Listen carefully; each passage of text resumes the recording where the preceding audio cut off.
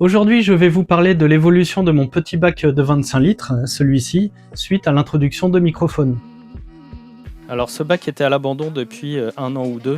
Les plantes poussaient quasiment plus du fait des variations de température et qu'il n'y avait pas d'animaux pour créer de la pollution et donc des nutriments pour les plantes. Du coup, il était complètement envahi d'algues.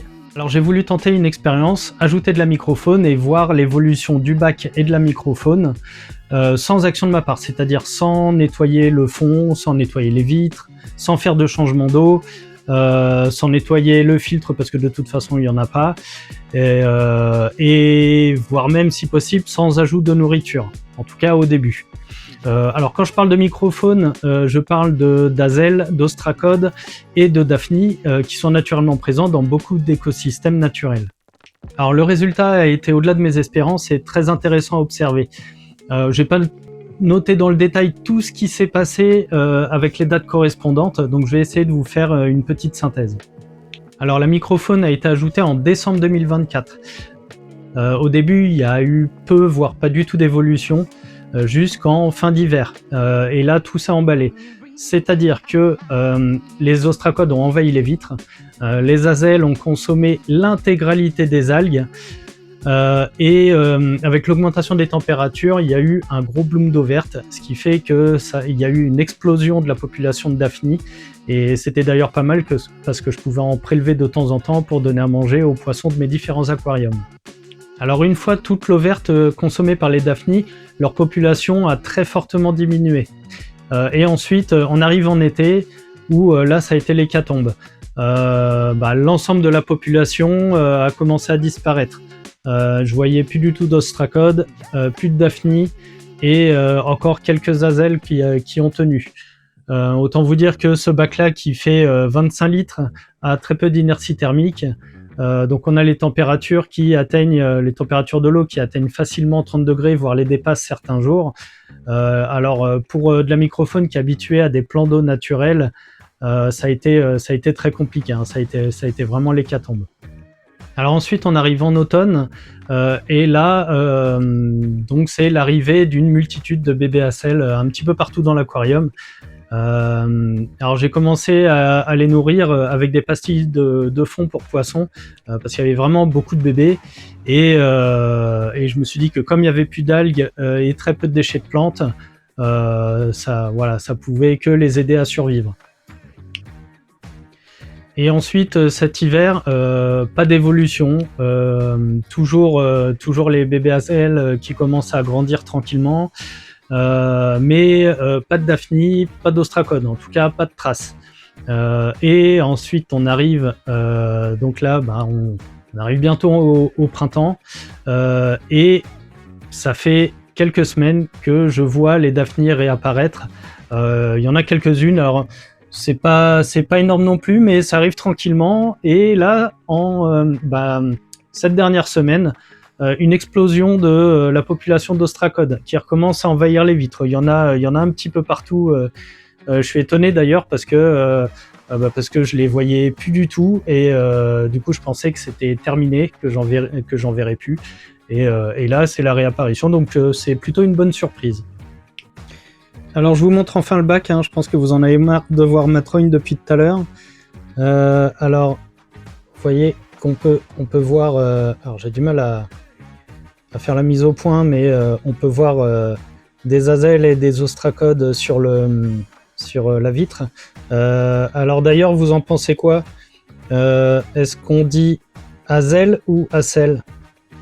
Parce que théoriquement en français, un S entre deux voyelles, ça fait ze, mais comme ça viendrait d'un terme scientifique, a priori, il faudrait dire acèle. Donc je sais pas trop, moi je continue de dire azèle pour le moment. Mais voilà, n'hésitez pas à me corriger hein, si je dis une connerie. Donc là, vous voyez les tout petits points, là, c'est des ostracodes. On peut voir aussi sur la droite quelques daphnies qui nagent.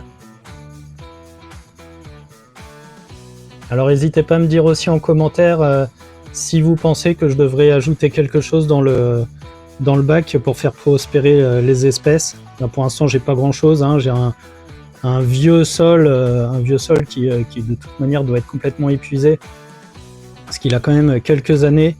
Mais bon, de toute façon, c'est pas le but, hein. Voilà, il y a que des plantes faciles. Et puis de toute façon, vu le niveau de pollution, ça pousse pas beaucoup. Et voilà, s'il y a des choses qu'il faudrait que je rajoute dans le bac, hein, ou alors que j'enlève, hein, parce que potentiellement, si j'enlève des plantes, ça veut dire que il y aura moins de consommation de pollution, donc potentiellement une arrivée d'algues qui pourrait permettre de nourrir que ça soit les azelles ou les daphnies, dans le cas où il y a de l'eau verte. Donc voilà, si vous avez des idées, dites-moi, je suis preneur.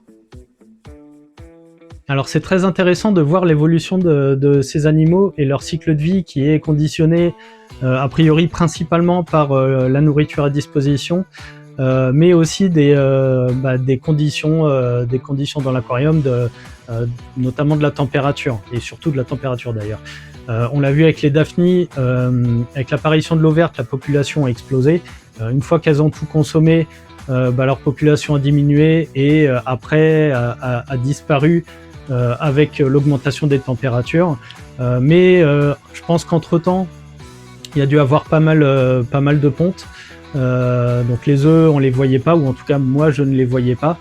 Je pense que quand les conditions sont redevenues propices, c'est là où il y a eu l'éclosion des œufs et la réapparition des daphnies. Alors ça doit faire un petit peu pareil pour les ostracodes et pour les acelles. C'est vrai que principalement pour les daphnies et les ostracodes, ça a été très visible. Les azelles ont l'air plus solides, elles ont bien mieux tenu, même quand il y a eu l'augmentation des températures, il y avait toujours quelques azelles de présentes, alors que les autres ont complètement disparu. Je pense que je vais laisser le bac tourner comme ça et continuer d'observer l'évolution. Et pourquoi pas, quand j'aurai plus de place, ce qui n'est pas le cas pour l'instant, donc voilà, ça sera potentiellement à moyen terme, passer sur un bac plus grand, continuer l'élevage peut-être dans un 50 litres ou 70 litres, voilà, selon la place que j'aurai à ce moment-là.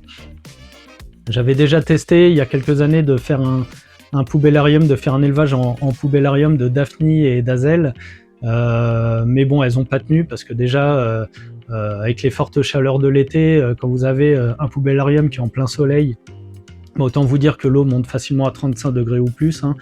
Donc comme dans l'aquarium, hein, ça tient pas. Et en plus de ça, il y avait des larves de demoiselles, donc trop de prédation et voilà, les populations ne tenaient pas. Donc voilà, j'espère que cette vidéo vous a plu. Et si c'est le cas, n'hésitez pas à mettre un j'aime et pourquoi pas à vous abonner.